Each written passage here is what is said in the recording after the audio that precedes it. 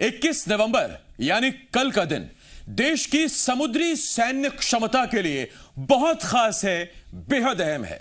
भारतीय नौसेना को कल ताकतवर युद्धपोत आईएनएस विशाखापट्टनम सौंपा जाएगा। आत्मनिर्भर भारत अभियान के तहत इस शक्तिशाली युद्धपोत में लगे 75% उपकरण भारत में निर्मित हैं।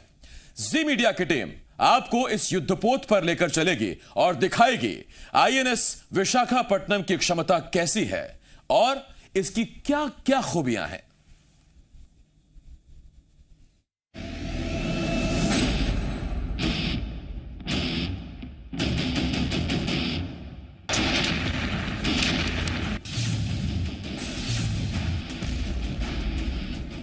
ये भारत की समुद्री सरहद का नया रक्षक है।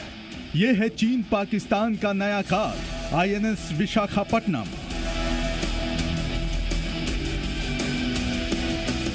भारत के समुद्री सरहदों पर चीन या पाकिस्तान भविष्य में किसी भी तरह की गुस्ताखी करने की सोच रहे हैं तो उन्हें आईएनएस विशाखापट्टनम का नाम जरूर याद कर लेना चाहिए, क्योंकि हिंदुस्तान का ये नया सागर प्रहरी अब समंदर की सरहदों की रक्षा के लिए तैयार है। चीन की चुनौती और पाकिस्तान की चालबाजी को मुंह तोड़ जवाब देने के लिए तैयार है भारतीय नौसेना की नई जल शक्ति। नाम है आईएनएस विशाखापट्टनम, जो अब समंदर में तमाम अत्याधुनिक हथियारों के साथ लैस सीना चौड़ा कर तैनात है भारत की सुरक्षा के लिए। आइए आज आपको दिखाते हैं इस आईएनएस विशाखापट्टनम की कुछ खास तस्वीरें। आईएनएस विक्रांत देश में तैयार सबसे शक्तिशाली और आधुनिक युद्धपोत है। इस युद्धपोत के नौसेना में शामिल होने के बाद हिंद महासागर में भारत की ताकत काफी बढ़ जाएगी। ये युद्धपोत 163 मीटर लंबा, 17 मीटर चौड़ा और 7400 टन वजनी है। इस युद्धपोत की अधिकतम रफ्तार 55 किलोमीटर प्रति घंटे है। आईएनएस विशाखापट्टनम क्यों देश का सबसे शक्तिशाली युद्धपोत है और क्या है इसकी खूबियां, आपको बताते हैं। इस युद्धपोत में इतने घातक हथियार लगाए गए हैं जो समंदर से लेकर आसमान तक दुश्मन को पल भर में तबाह करने के लिए सक्षम है। इस वॉरशिप में जमीन से हवा में मार करने वाली बराक मिसाइलें लगाई गई हैं।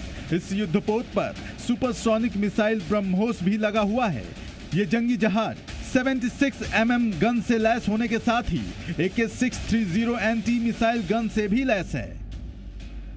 हर तरह के टारगेट को समुद्र में न्यूट्रलाइज कर सकता है, चाहे वो टारगेट सरफेस पे तैरता हुआ एक और जहाज हो, या वो हवा में कोई एयरक्राफ्ट हो, या वो सबमरीन हो, पनडुब्बी हो, जो कि पानी की सतह के नीचे ऑपरेट कर रही हो। स्टार्ट में अगर देखेंगे जहाज़ के आगे की तरफ आपके पास गन्स हैं। We have a gun which is 76 mm gun. इसमें सरफेस टू सरफेस मिसाइल्स लगी हुई हैं ब्रह्मोस। इसमें सरफेस टू एयर मिसाइल्स लगी हुई हैं बराक। इसमें आयरन लॉन्चर्स हैं और टॉर्पेडो ट्यूब्स हैं जो कि पनडुब्बी को न्यूट्रलाइज कर सकती है। और उसके अलावा इस जहाज़ में बहुत ही state of the art advanced communication systems हैं जो कि दूसरे जहाज़ों को इंफॉर्मेशन दे सकती है, दूसरे जहाज़ों से इंफॉर्मेशन प्राप्त कर सकती है। ये भारत का पहला स्टील्थ तकनीक वाला वॉरशिप है।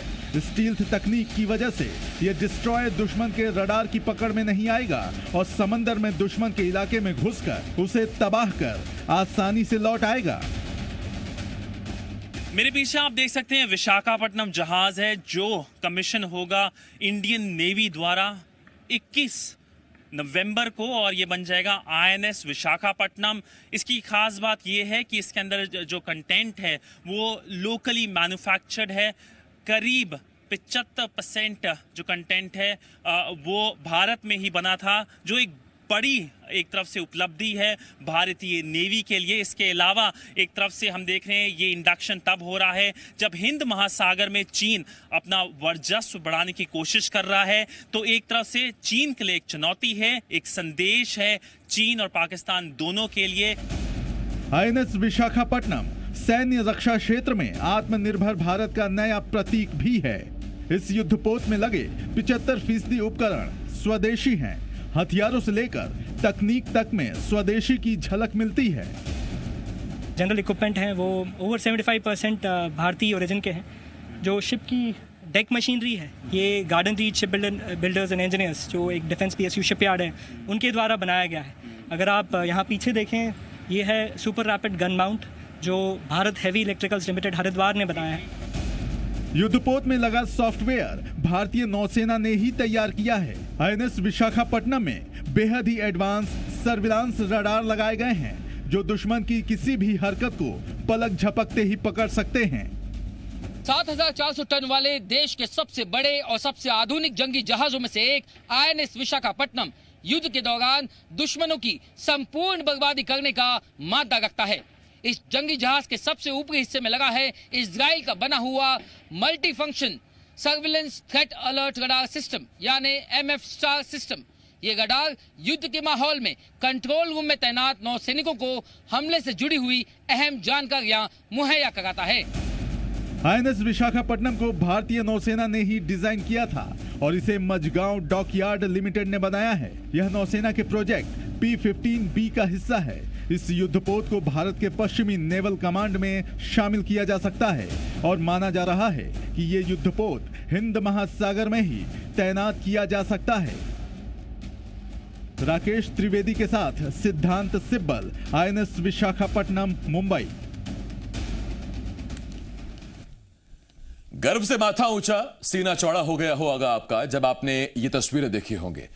रविवार को रक्षा मंत्री राजनाथ सिंह की मौजूदगी में मुंबई डॉकयार्ड में आयोजित होने वाली कमिश्निंग सेरेमनी में INS विशाखापट्टनम को भारतीय नौसेना में शामिल किया जाएगा। एक युद्धपोत समंदर में भारत की ताकत कई गुना बढ़ा देगा। INS विशाखापट्टनम भारत की नौसेना की ऐसी ताकत बनने जा रहा है जो अब तक उसके पास नहीं थी। देश के पहले स्टेल्थ डिस्ट्रॉयर में खूबियों का भंडार छिपा है जो दुश्मन के विनाश के लिए अकेला ही काफी है।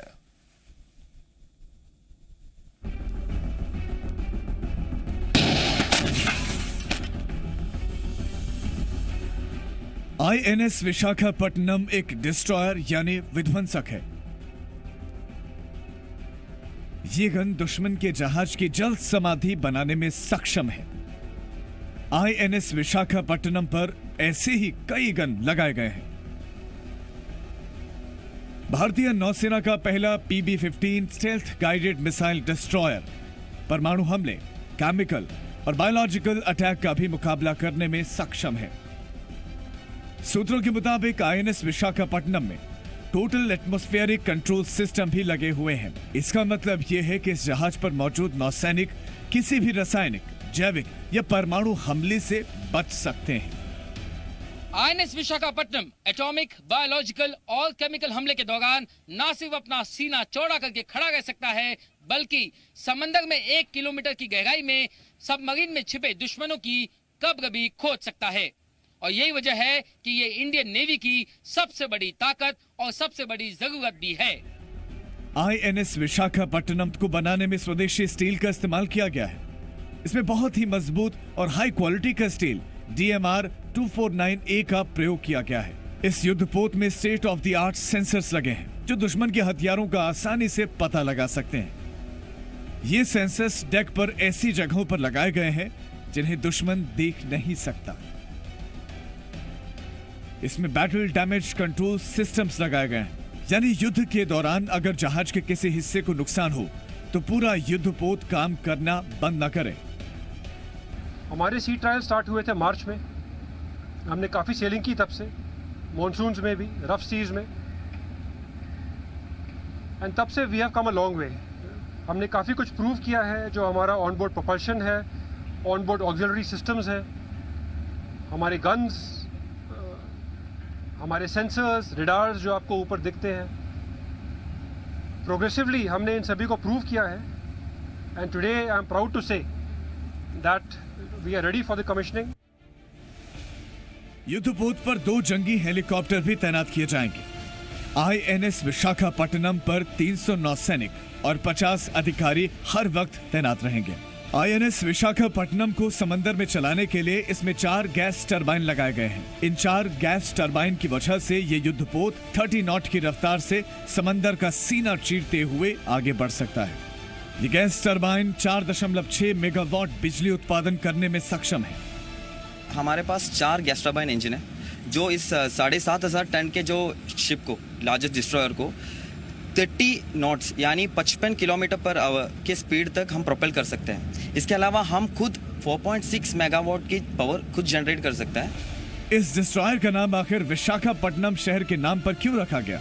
Electronic warfare officer lieutenant commander Vipin Kumar Tyagi से सुनी INS विशाखापट्टनम नाम रखने की वजह।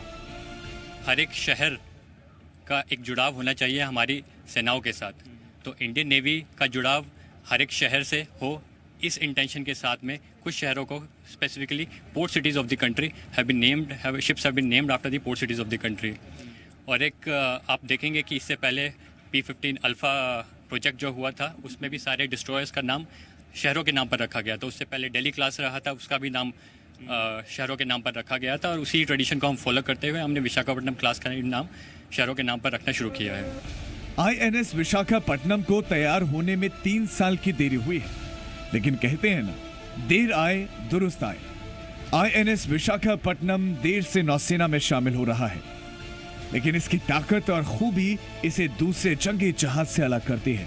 अगले कुछ सालों में भारतीय नौसेना को 3 और डिस्ट्रॉयर मिलने वाले हैं, जिसके बाद समंदर में हिंदुस्तान की बादशाहत का मुकाबला करना बड़े से बड़े दुश्मनों के लिए आसान नहीं होगा। राकेश त्रिवेदी के साथ सिद्धांत सिब्बल, जी मीडिया, INS विशाखापट्टनम, मुंबई। मोदी सरकार में इंडियन नेवी की ताकत में कई गुना ज्यादा इजाफा हुआ है। बीते 3 सालों में भारत को 3 पनडुब्बी मिल चुकी हैं। अगले हफ्ते नौसेना को एक नई पनडुब्बी और मिलने वाली है। नई पनडुब्बी और नए युद्धपोत के बाद भारत का समंदर का बाहुबली का सपना सच हो जाएगा।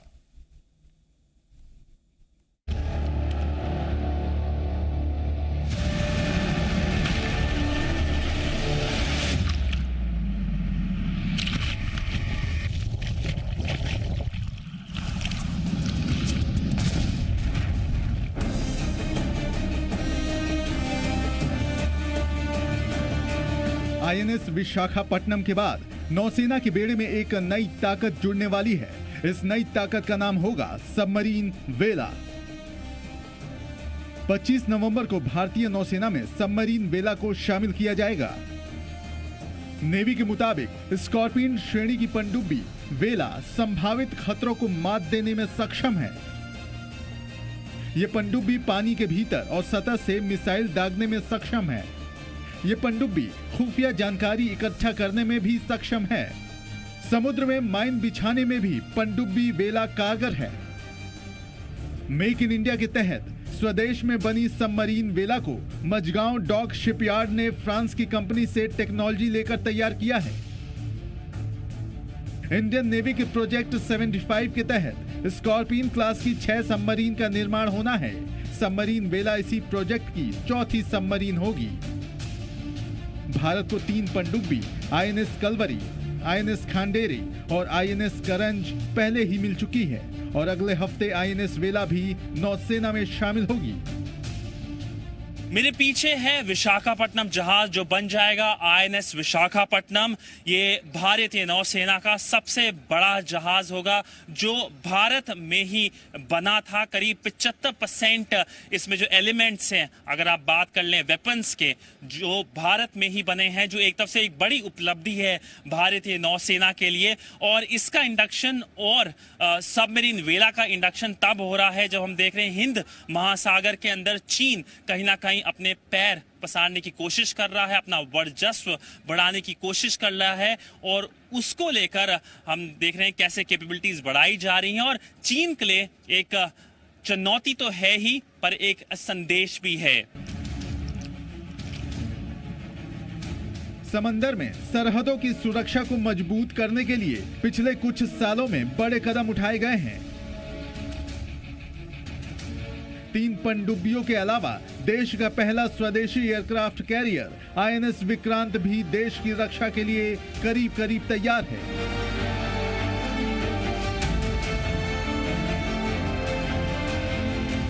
राकेश त्रिवेदी के साथ सिद्धांत सिब्बल, जी मीडिया, INS विशाखापट्टनम, मुंबई। तो हवा से लेकर समंदर तक भारत बाहुबली।